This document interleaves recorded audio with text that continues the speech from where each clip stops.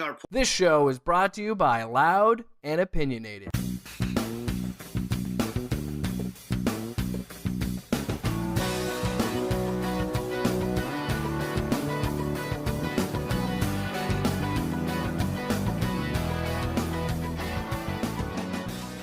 Hello and welcome back to another episode of the Puck Drops here, coming up on a Thursday, not a Tuesday this week. It actually, I think, works out a little bit better because we get them. We're halfway through the second round. It seems like, well, not necessarily halfway through. For some teams, halfway through if they can keep winning. Very surprising second round. The last time we talked last week, we had hopes that the Hurricanes would cause more to add to this super bizarre playoff series, and it continues. They managed to upset the Capitals. Yes, they did. It was amazing. Mr. Game 7 with the assist on the game winner for the Canes. Great pass to the front and a shot pass, more or less. It's just deflection in and bye-bye Capitals. Have fun golfing. Yeah, I think to me the fact that it went to overtime, that was when I thought if the Hurricanes take this to overtime, my head was like, then they've got a legitimate shot. If it would have been within the 3 periods, again, I was still pretty confident that the Capitals were going to win. But here we are.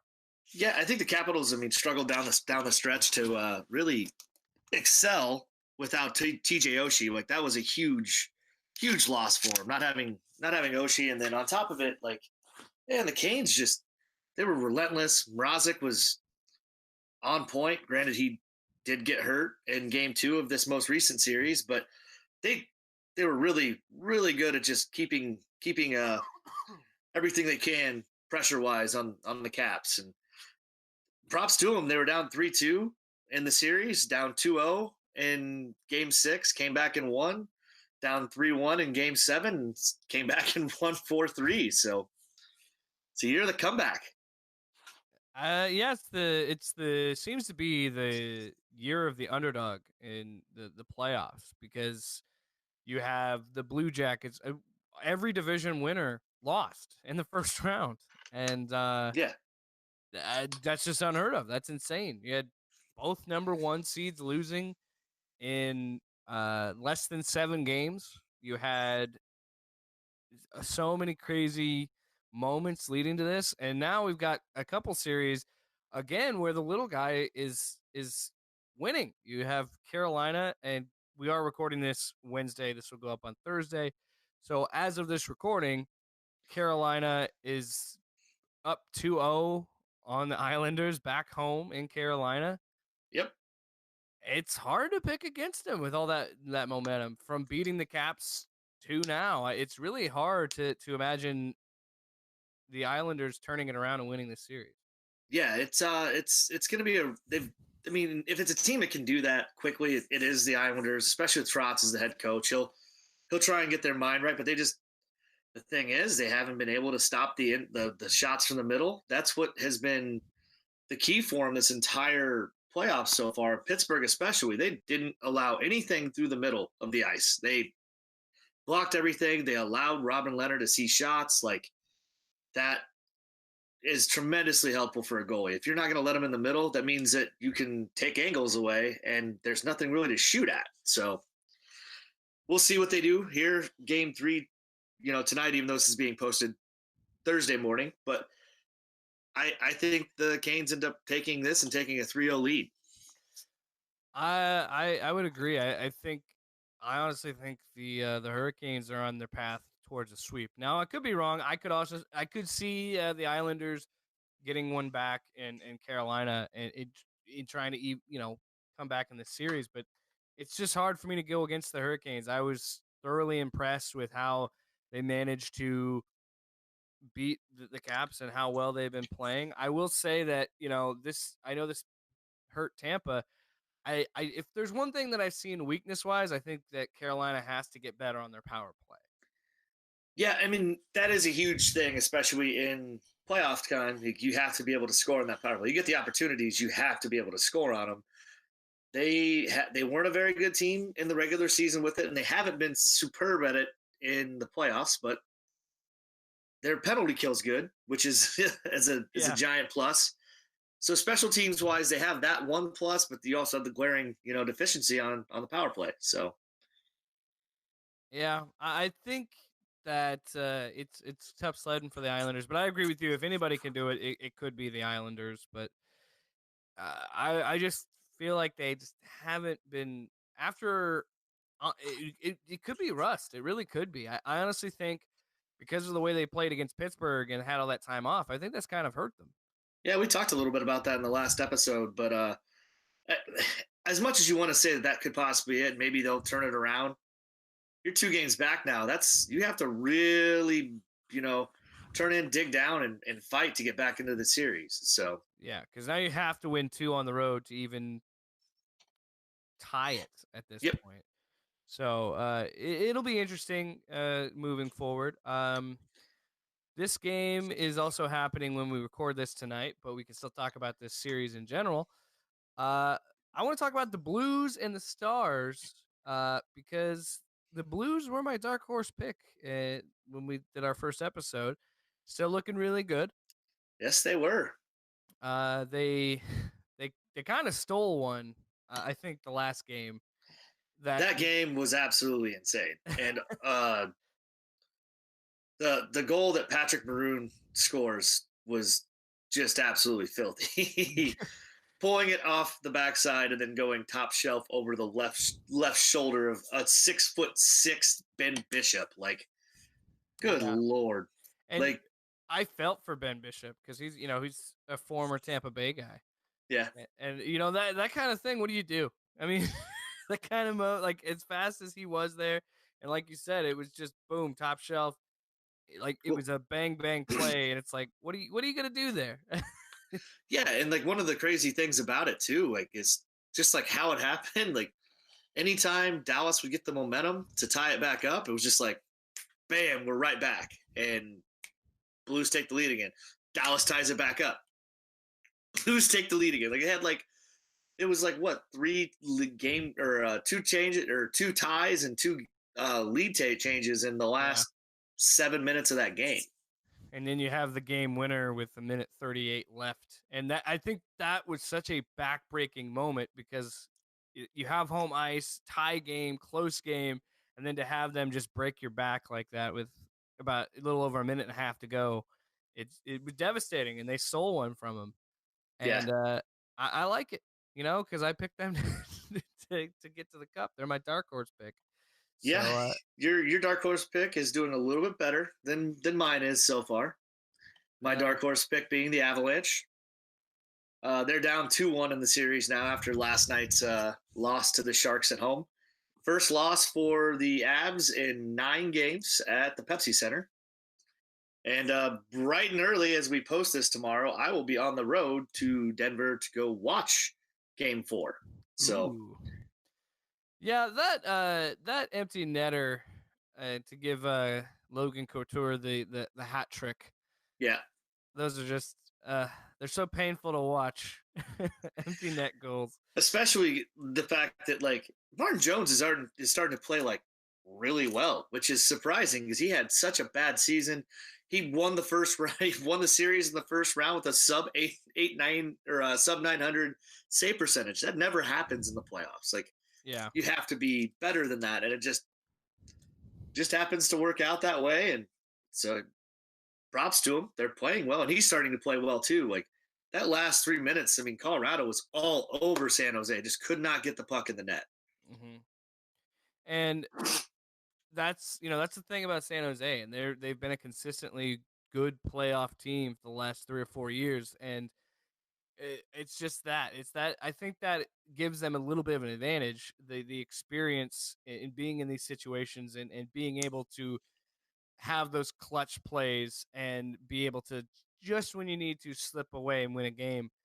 What do you think Colorado's going to have to do tomorrow or today if it has this Yeah. post? What do you think they're going to have to do to tie up the series? They just have to continue to do what they did last night.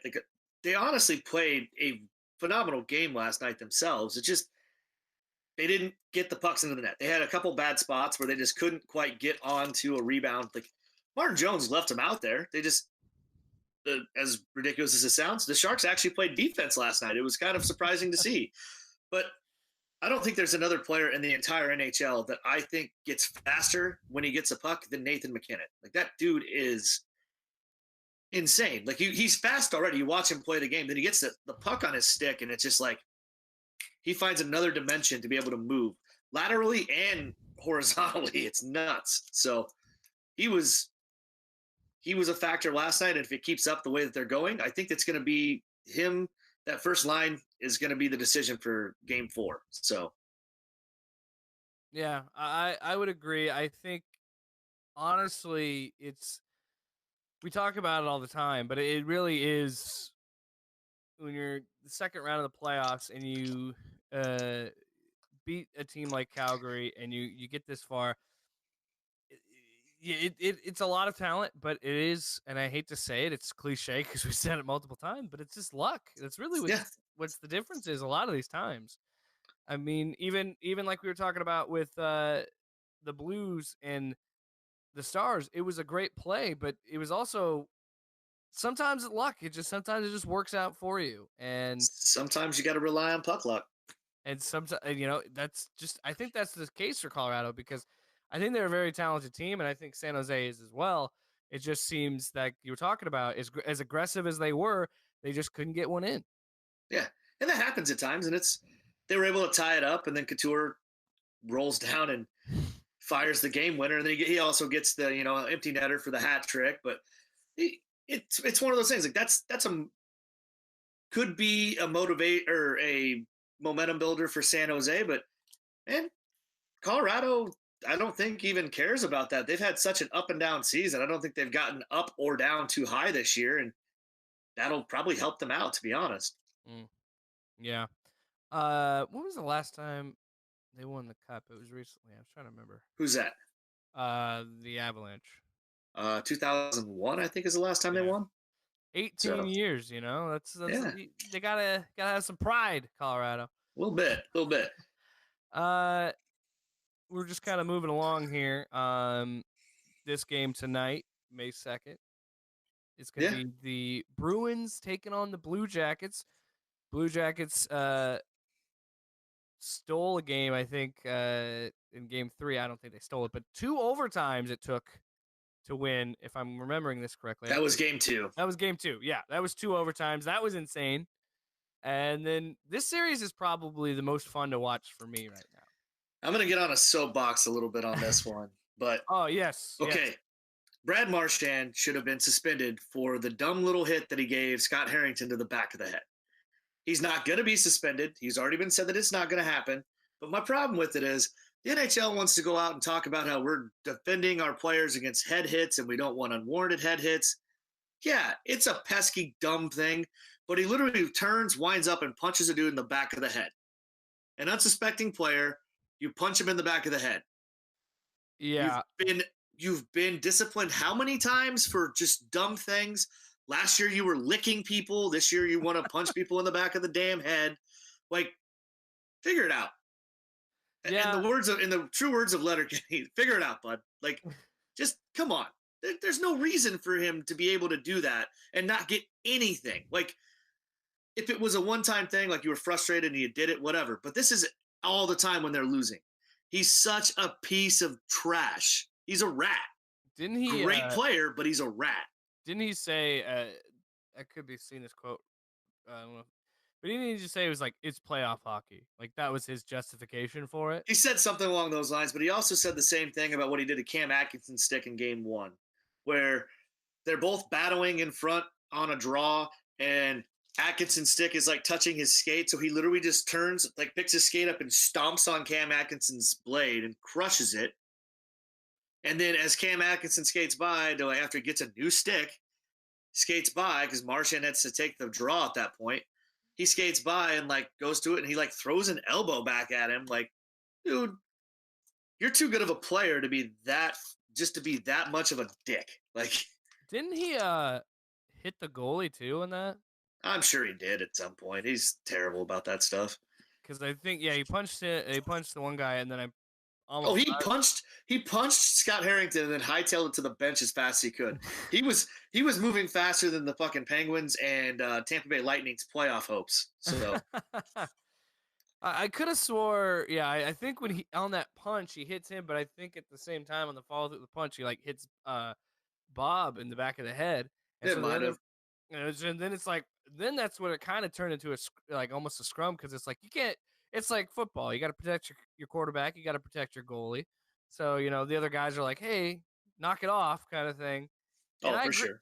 I agree with you wholeheartedly. At this point, when you're deep in the playoffs, I agree with you. I understand frustration, but this guy has a reputation for being this dirty player that, like you said last year, licking people, stomping on people's sticks, punching people. Like, uh, what? And I think he does it because he knows he can get away with it. I think my favorite part about that game though was the game's tied 1-1 and he gets a high sticking penalty because he literally just decided that he needed to take Boone Jenner's teeth out with a cross check. And he goes to the box and the Blue Jackets score to take the 2-1 lead with like 6 seconds left, and they just pan to him in the box, and he just looked like such a giant baby over it. Like, oh, I shouldn't have got a penalty. Like, I didn't do anything. You literally cross-checked a dude who's 7 inches taller than you in the mouth. Like, Yeah. come on. So I think when I'm looking at this, to me, yes, the most surprising thing is I call him Bob because I can't pronounce his name. But Bobrovsky? Bobrovsky. See, it's just easier to say. It's easier to say Bob. Just say Easier to Bob. say Bob. I think Bob's performance for the Blue Jackets has been phenomenal. I think he. I'm not going to say he's the sole reason. I think the Blue Jackets in general have been playing very well as a team, but his performance has just been off the charts. And he's been a very good goalie for a long time, but just the way that I've seen him play, and like I saw the save that he had where he reached backwards behind his back to block it and like just like planked himself, like completely flattened himself Yeah. across the goal and got an amazing save out of that. I think he to me is the difference maker, and he's the reason why I think Columbus is going to win this series. Yeah. He has been honestly the biggest thing on that is him being able to pull that off. Like he's been that good this year. And it's an extremely surprising thing because Philly got rid of him for his performance in playoffs, and then he also has never been that great while he's been with the the Blue Jackets. Like I mean, Pittsburgh murdered him in two different series back to back years. So it's nice to see him finally succeed and maybe get his mind right on that. So And I honestly think it was Game 4 against Tampa where he had 30. I think they had 33 shots on goal or something like that, and he had 30 saves, and he played out of his mind at the end of that game because Tampa was just bearing down on him because this is the end of the line for them, and he was still blocking shots. And I think Columbus is playing at another level, and I think they're playing in a way that this means a little bit more to them than the Bruins because this is the first time they've ever been this far in the playoffs. yeah, I agree completely. And honestly, the team, like the bunch of the team that they have, like you pull in Duchesne, who doesn't really have a whole lot of playoff experience. He's got a little bit, but not tons. Dzingel went all the way to the Eastern Conference Finals 2 years ago with Ottawa. So they've got some guys with some higher end experience, but most of that team is pretty brand new to the playoffs. So it's interesting to see how they've been able to handle the stress. Um, let's get a prediction. In Okay. Columbus, what are we thinking? I think this goes to a full 7 games, and I think Columbus takes it. Do they win? Okay, do they win tonight? Do they win game 4? Or think it gets tied up 2-2 tonight. Okay, all right. I think that they're gonna win this, but I have them winning in 6. I think Boston will get another one, But at the end of the day, I think Columbus is going to win in 6, which blowing my mind that I would side with the Blue Jackets after they just stomped all over my heart. Uh, all right, so the next game we touched on this. You're going to be at this game. I am. We got the Sharks against the Avalanche. We've talked kind of briefly about what the Avalanche need to do and to win this game. Do you think the Avalanche tied up? I do. I think they end up tying this game up 2-2, and it heads back to San Jose. And I just think that the speed of the Avalanche is going to end up catching up to the Sharks. It's a thing that the Sharks couldn't really deal with as well with Vegas, and I think that Colorado is even faster, to be honest with you, than Vegas is, especially that first line. Makar has been phenomenal since coming over from playing the Frozen Four. Plays in the championship game of the Frozen Four. 2 nights later, he's playing in the playoffs for the Avalanche. Like, you couldn't write a better story for that kid. But I honestly think that they're going to be able to take them out with that speed. Now, the Sharks were able to capitalize on a few of their shots, but that was a bad game by Grubauer. I think he comes back and is even better in the game tonight. So I'm excited. Get to go to my first ever playoff game. I can't wait to see how crazy the arena is for it. So yeah, it's going to be fun. It'll be wild. Colorado is a fun state. I've only been there once, but I fell in love with it just on the scenery alone. I could only imagine what it's like to be there for a playoff hockey game. Is that your dog who's making that noise? No, it's me rolling a roll of sorry. There's tape. And I was rolling it on my foot. I thought it was like a terrible person. Like drinking some water. I was like, what? Just shin pad tape, and I just had it there, and I was rolling it with my foot because I tend to just do weird stuff. It literally sounded like a dog like lapping up some water or something. I was like, I wasn't gonna say anything, but I was like, it's okay. My bad. Yeah. So it seems we're a little bit different here. Do you still stand by? So you think they're gonna tie it up? So you still believe that the Avs are the team as your dark horse pick? I do. I think the Avs end up taking this series in 6. I think they win Game 4 and Game 5 and Game 6. I think that they're going to get into the Shark Tank and get that win in Game 5 and bring it back to Pepsi Center and kind of do what they've been doing the last month and a half and just win home games. So I think both I still think we're in good spots with our dark horse picks. I do. I really do. I still have a lot of confidence in the Blues. I mean, at this point, I hope that our dark horse picks meet in the Eastern Conference or Western Conference Finals, and then we can just duke it out that way and make a little bet on who wins. That's are you listening? Colorado and St. Louis, make it happen. So we can make bets and then make ourselves do stupid stuff. Yeah, exactly. There was one more thing I wanted to talk about. I wanted to talk about this because it happened on Wednesday night. The Sharks and the Knights, that game, oh my goodness. That was the most insane game of hockey I have ever seen. So a funny little stat that got thrown out there that I happened to pick up on the other day that I thought was just crazy. So ever since they started the 5-minute major penalty on a player, it's been called 8,774 times. Can you take a guess at how many times a team has scored 4 goals in that 5 minutes? Twice. Exactly. It's literally been twice. It was a pull out of the hat. I was like, it's got to be a small number. The Sharks doing it was the second time it's ever happened, and that is the most goals scored on a 5-minute power play. It was unreal. And then Vegas to score with like 37 seconds left to take it to overtime. I was like, man. I think the worst part was so anticlimactic that the goal that was scored by San Jose to win it, like literally just got Fleury out of his crease and just lays it slowly in the back door. Like we were watching, is like, did that go in? They're not really celebrating. Oh, they are celebrating. Oh, this is over. Okay, like yeah, the most epic Game 7 you could ever imagine in the first round, and that's how it ends. right? Like I was just like shocked. I'm just sitting there like, how did that happen? No, okay, no, it did. That is yep, Vegas goes home. So, do you think you don't think Carolina's going to sweep the Islanders? I don't. I think the Islanders at least take one in this. They're too good of a team. Robin Leonard's been too good of a goalie.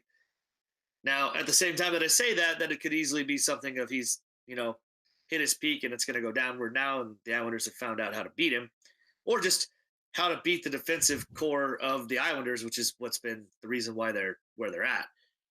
I just think that New York's got some timely players, few injuries, but I think they'll get at least one, maybe two wins.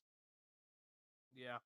I part of me wants the Hurricanes to lose and get knocked out of the playoffs because the owner of the Hurricanes killed the AAF. So I'm just saying. You do know the full reasoning of why he was in for the AAF, right? He was there to save it, and he had the option to leave. False. He was there to get the app that they have for it, and when he realized he was going to lose money on everything but the app, he basically decided he was going to get the app for $70,000 and close the league. Yeah, and he also had the option to leave whenever. So well, the app that they're building for it is a betting thing, and he wants the rights to the app because it opportunity to do in-game live betting on if a play's going left or right, or if it's a pass or a run, and they have all that tech. He got it all. He just paid $70,000 for it. Just pretty cheap. At the end of the day, yeah. For him, very cheap. Yeah, he doesn't care. Well, that's another episode in the books for the Puck Drops here.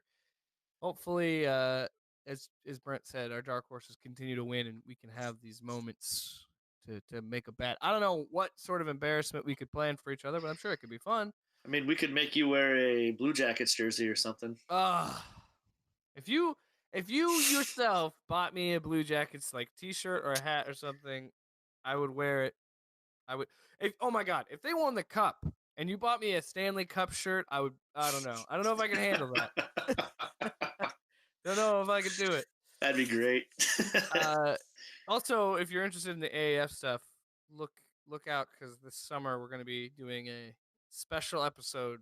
We're going to get to the bottom of it. We're going to investigate what happened to the AAF. But that's football. This is hockey. So thank you for listening to us. You can follow us on Instagram and Facebook and Twitter and all those places. Loud Opinionated on Twitter, Loud and Opinionated on Facebook and Instagram. Loud and Opinionated brand, although I rarely ever post there because I'm lazy.